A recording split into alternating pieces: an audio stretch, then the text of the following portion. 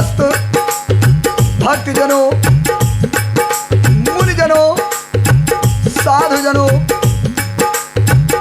ऋषिजनों, सभी को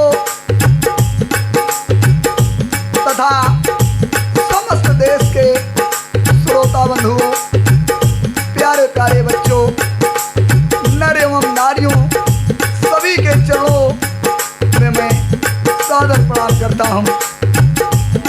सभी के चरणों की धूल को माथे पर चंदन मान करके अंकित करते हुए, चंदन मान करके अपने माथे पर अंकित करते हुए श्री रामचरितमानस श्री गोस्वामी तुलसीदास जी के द्वारा रचित कुछ चौपाइयां श्री राम चंद्र जी के जन्म के समय की प्रस्तुत कर रहा हूं। आप सभी सुनेंगे। जो भी मुझसे त्रुटियां होंगी, गलतियां होंगी, उसको आप सभी मुझे अबोध बालक समझ करके क्षमा करेंगे। आइए एक बार धरती दैत्यों के अत्याचार से बहुत ही परेशान हो गई। सभी ऋषि मुनि दैत्यों के अत्याचार से परेशान हो गए और सभी एकत्रित होकर के भगवान विष्णु के पास पहुंचे और विनती की। भगवान प्रसन्न हुए और आकाशवाणी भी हुई कि हे देवताओं, डरिए मत, जल्द ही जल्द अवतार होने वाला है। आप सभी के संकट कट जाएंगे, मिट जाएंगे। सुनिएगा। तो जानी सभै सूरी भूमि सुन, बचन समेत सने,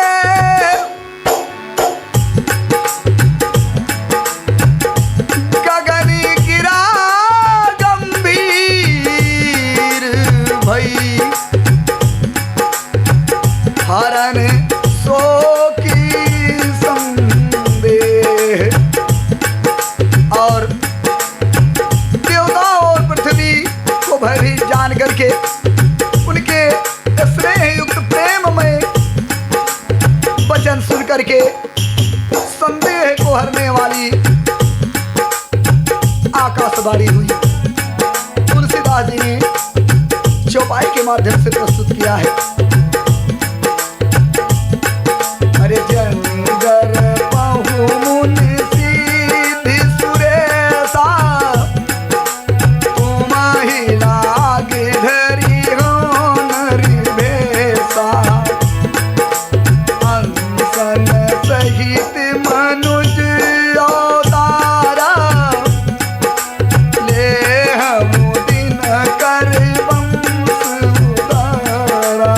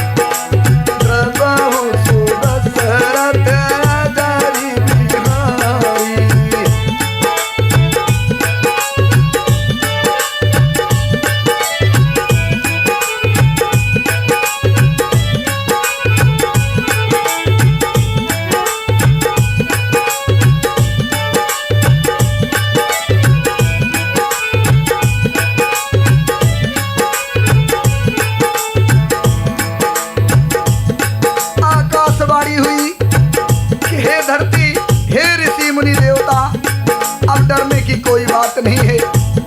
मैं मनुष्य का रूप धारण करके अवतार ग्रहण करूंगा और उदार शूर वंश में मेरा अंशु सहित मनुष्य का अवतार होगा। कश्यप और आदित्य ने बहुत ही कठोर तप किया था, तब मैंने उनको वरदान दिया था और वही कश्यप और आदित्य दोनों दशरथ और कौशल्या के रूप में मनुष्यों के राजा होकर अयोध्यापुरी में प्रकट हुए हैं।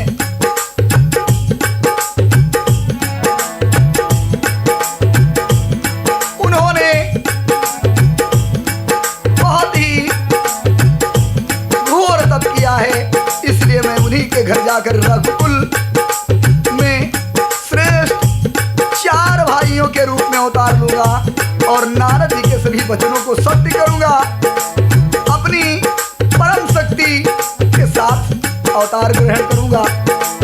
मैं पृथ्वी का सब भार हरूंगा। हे देव, तुम निर्भय हो जाओ। आकाश में ब्रह्मा की वाणी सुन करके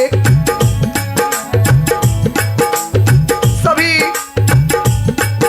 देवता लौट गए, उनका हृदय शीतल हो गया और तब ब्रह्मा जी ने पृथ्वी को भी समझाया और वह भी निर्भय हुई और उसके जी में भरोसा आया, कुछ ढांढस बंधा। तो निज लोग कहीं बिरंज गे देवनी यही सिखाई, वानर तनु धरि धरि मही हरि पद से बहु जाई। ब्रह्मा जी ने देवताओं को समझाया बुझाया और कहा कि आप निश्चिंत हो जाओ और आप लोग भी धरती पर जाइए और वानरों का वेश धर करके सभी लोग भगवान की सेवा कीजिए। अरे गए देव सब निज निज धामा, धूम सहित मन कहूँ विश्रामा, जो कछु आयसु ब्रह्मादीन, हर से देव विलंबु न कीन।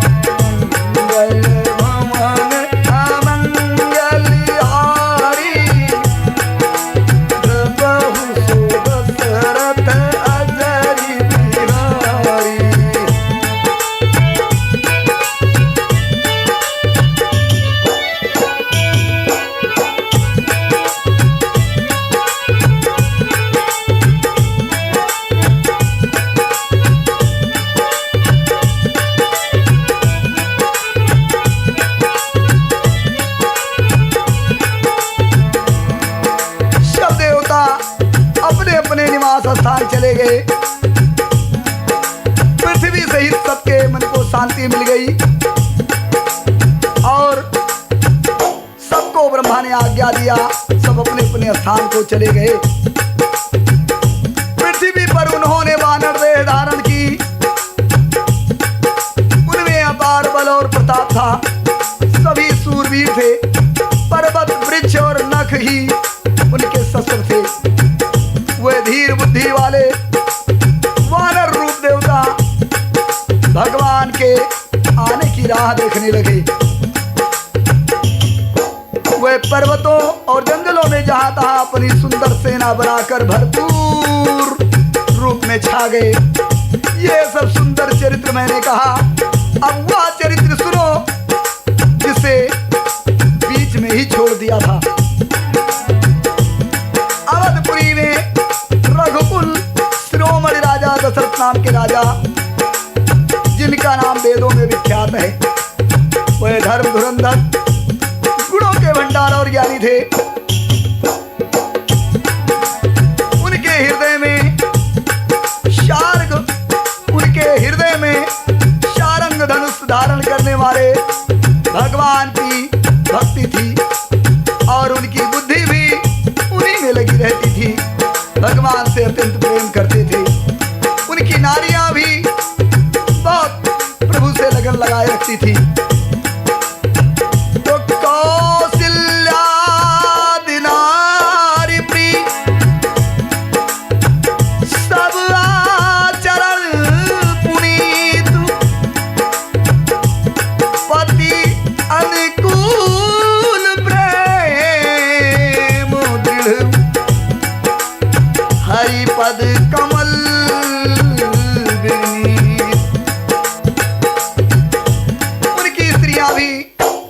भगवान के ही ध्यान में लगी रहती थी। लेकिन हुआ क्या,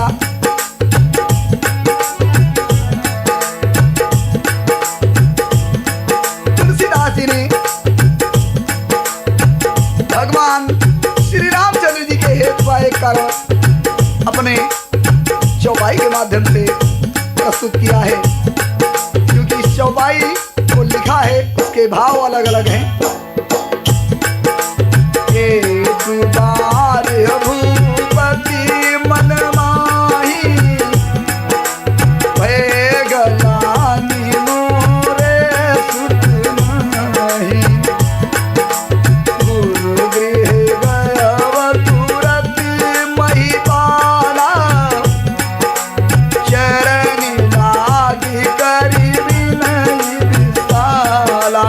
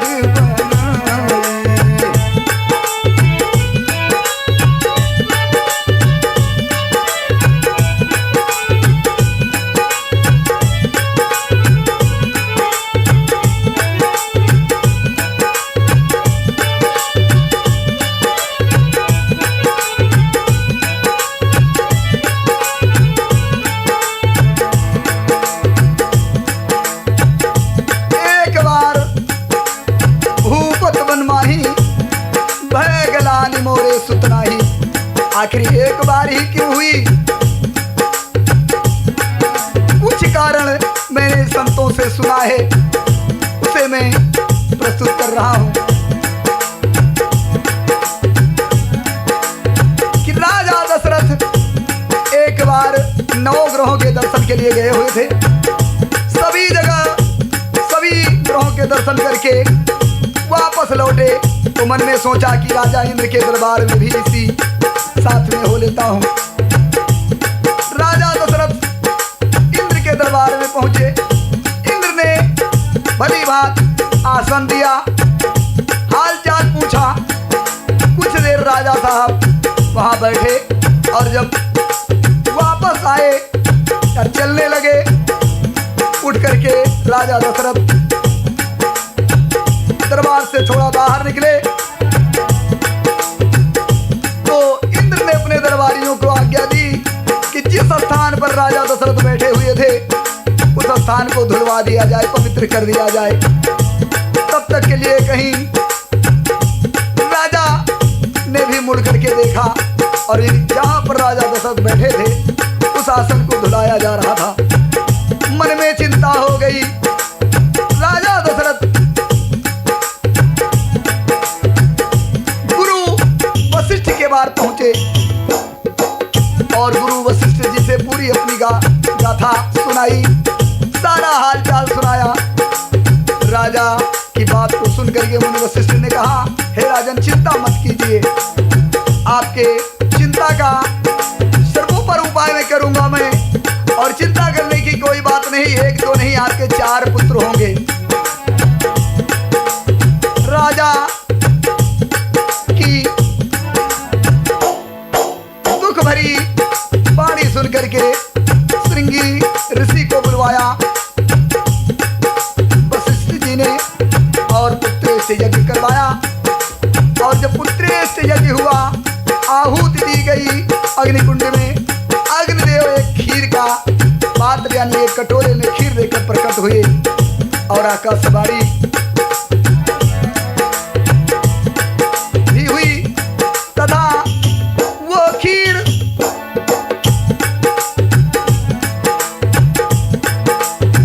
जैसा कि वशिष्ठ जी ने मन में विचारा था सब कार्य सिद्ध हो गया। वो खीर राजा दशरथ को दिया। वशिष्ठ जी ने कहा कि ले जाइए और इसको अपनी सभी रानियों में जैसा आपकी इच्छा हो वैसा बांट दीजिए। और यही वाक्य अग्निदेव की भी रहे, जैसा कि अग्निदेव की मन की ही बात समझ करके वशिष्ठ मुनि ने ऐसा करवाया। फिर क्या हुआ कि तब अदृश्य भय पावक शकल सभई समुझाई, परमानंद मगन नृपु हृदय हरस न हृदय समाय। अब राजा दशरथ वो खीर का पात्र देने के लिए अपनी नारियों को बुलवाते हैं, यानी रानियों को बुलावा भेजा गया। चौपाई के माध्यम से तुलसीदास जी ने लिखा है, तब ही राय प्रिय नारी बुलाई, तब ही राय प्रिय नारी बुलाई, कौशल्या बिता चली आई, अर्ध भाग कौशल्य ही दीना, उभय भाग आधे करी लीना। ओ कैकेयी का नृप सोदेऊ, रहे वो सो उभय भाग पुण्य भयऊ,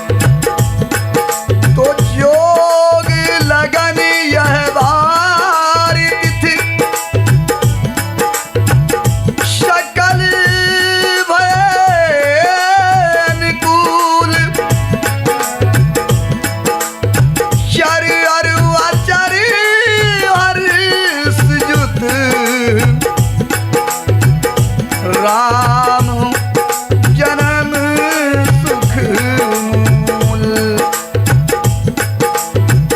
लोग प्रसन्न हो रहे हैं, योग लगन ग्रह दिन और तिथि सभी अनुकूल हो गई,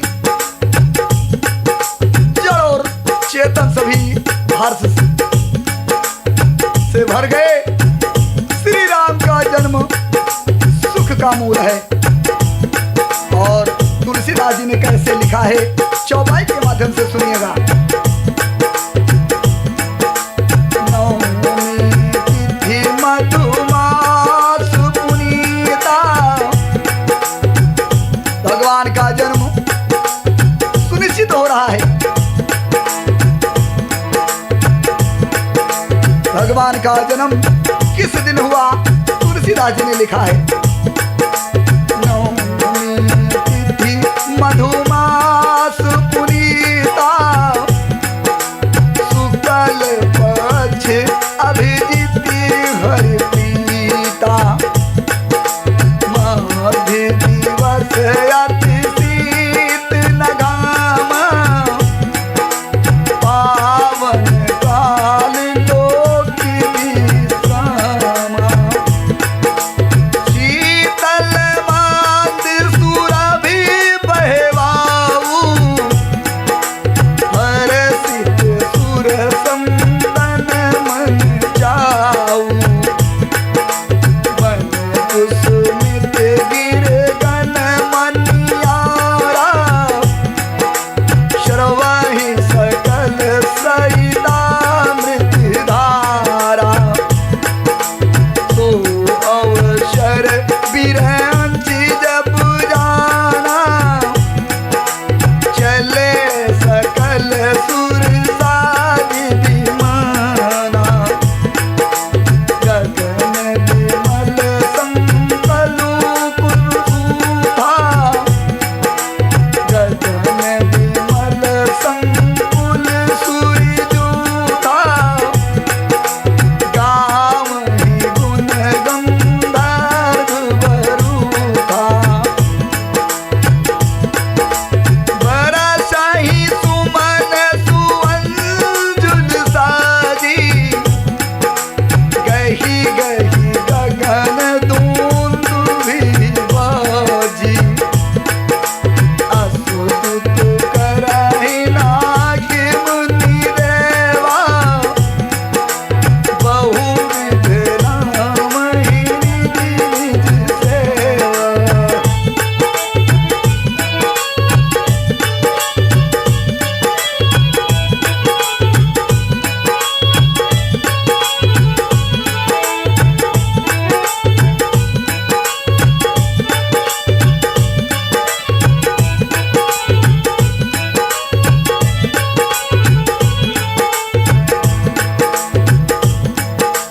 जिस समय भगवान श्री रामचंद्र जी का जन्म हुआ, पवित्र चैत्र का महीना था, नवमी तिथि थी, शुक्ल पक्ष, और भगवान का प्रिय अभिजित मुहूर्त था। दोपहर का समय था, ना बहुत सर्दी थी और ना ही ज्यादा गर्मी थी। यह पवित्र समय सब लोगों को शांति देने वाला था। और जिस समय भगवान का जन्म हुआ, शीतल मंद सुगंधित पवन बहने लगा, देवता हर्षित थे, संतों का मन बड़ा ही प्रसन्न चित्त था। वन में फूल कलियां खिली हुई थी, पर्वतों के समूह मणियों से जगमगा रहे थे, और सारी नदियां, संसार की जितनी नदियां थी, सभी नदियों में जल के बजाय अमृत की धारा बह रही थी। ये मैं नहीं कह रहा हूं, चौपाई का सारांश कह रहा है। वन कुसुमित गिरिगन मनियारा, और श्रम ही सकल सत्तामृत धारा।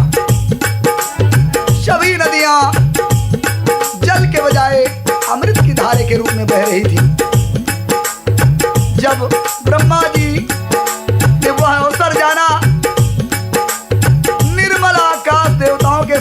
भर गया। गंधर्वों के दिल प्रसन्न हो गए, मन प्रसन्न हो गए और सभी अपने दलों सहित अंजलियों में फूल भर करके वर्षा करने लगे। भगवान का सभी गंधर्व गुणगान करने लगे और आकाश में घमाघम नगाड़े बजने लगे। नाग मुनि और देवता स्तुति करने लगे और बहुत प्रकार से अपनी अपनी सेवा भेंट करने लगे। तो सूर्य समूह विनती करी पहुंचे निज निज धाम। जग निवास प्रभु प्रकटे अखिल लोकी विश्राम। देवताओं के समूह विनती करके अपने अपने लोगों को चले गए। समस्त लोगों का सब ऋषि मुनि देव सभी प्रसन्न हो गए। समस्त लोगों को शांत देने वाले जगदाधार जगदीश्वर प्रभु भगवान श्री रामचंद्र जी प्रकट हो गए। पुनः तुलसीदास जी ने लिखा, शब्द के माध्यम से आप लोग सुने। प्रकट कृपाला दीन दयाला कौशल्या हितकारी हर्षित महा तारी मुनि मनहारी हर्षित महातारी मुनि मनहारी अद्भुत रूप विचारी लोचन अभिरामा तनु धनु श्यामा नीति आयुध भुजचारी भूषण बन माला नैन विशाला शोभा सिंधु करारी।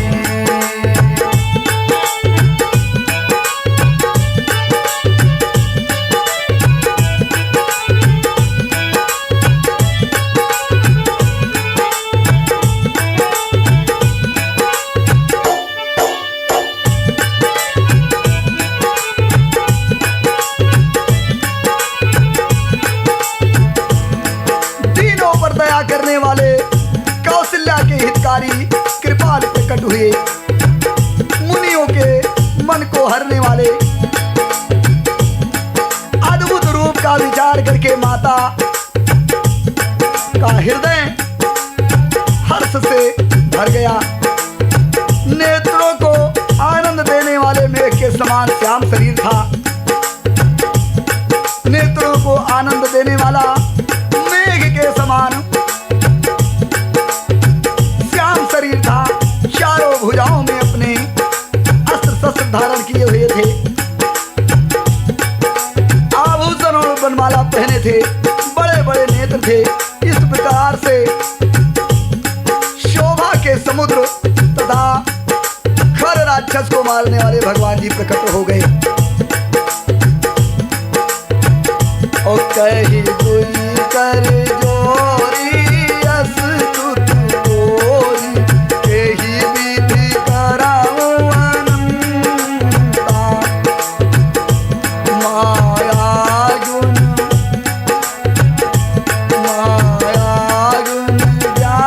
ज्ञानातीत अमाना वेद पुराण भनंता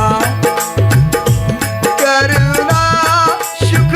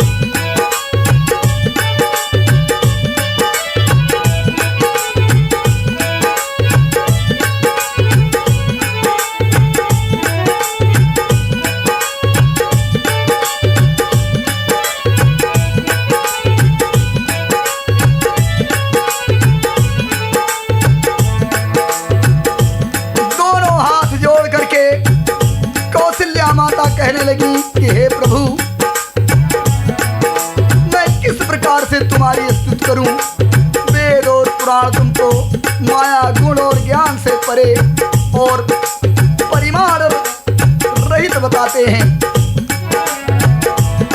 श्रुतियां और संतजन,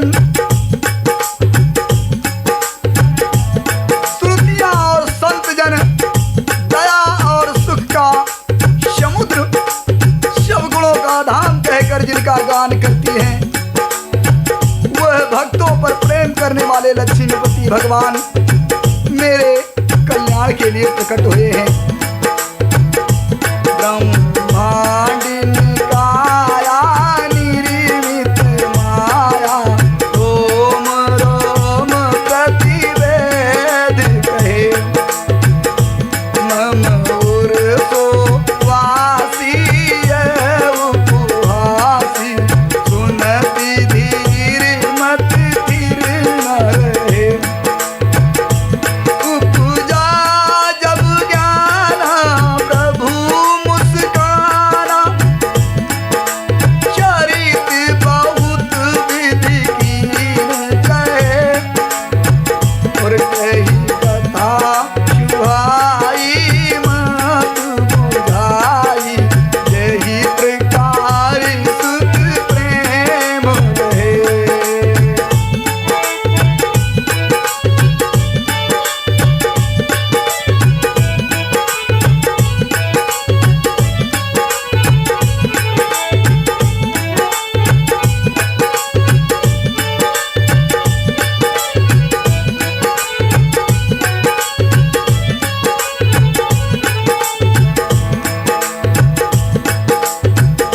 वेद कहते हैं कि तुम्हारे प्रत्येक रोम रोम में माया के रचे हुए अनेकों ब्रह्मांड समूह हैं।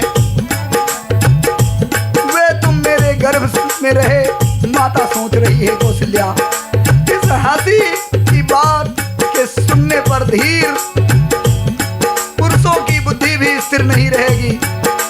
वे लोग भी सोचेंगे आखिर भगवान कौशल्या के गोद में रहे। जब माता को ज्ञान उत्पन्न हुआ तब प्रभु मुस्काए और वे बहुत प्रकार से चरित्र करना चाहते हैं।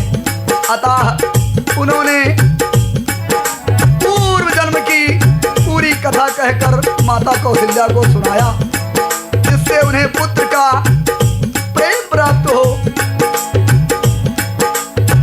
फिर माता ने क्या कहा? माता पुण्य बोली सोमति बोली, भजहु तात यारी रूपा,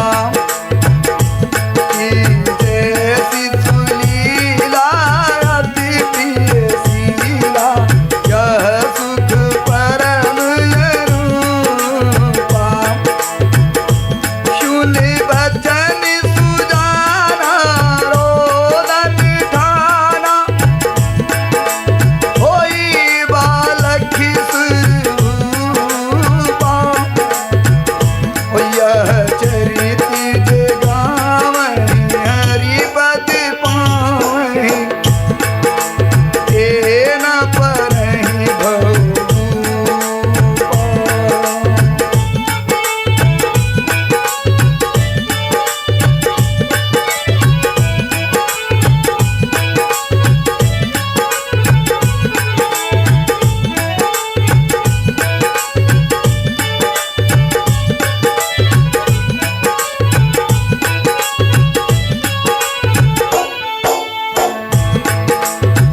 माता की बुद्धि बदल गई। तब वह फिर बोली कि हे तात, ये विराट रूप छोड़ करके बाल लीला करो और यह सुख परम अनूप होगा मेरे लिए। और तब भगवान ने बालक का रूप बना करके रोना प्रारंभ कर दिया। तुलसीदास जी कहते हैं कि जो इस चरित्र का गान करते हैं वे श्री हरि का पद पाते हैं और संसार रूपी का रूप में कभी नहीं गिरते।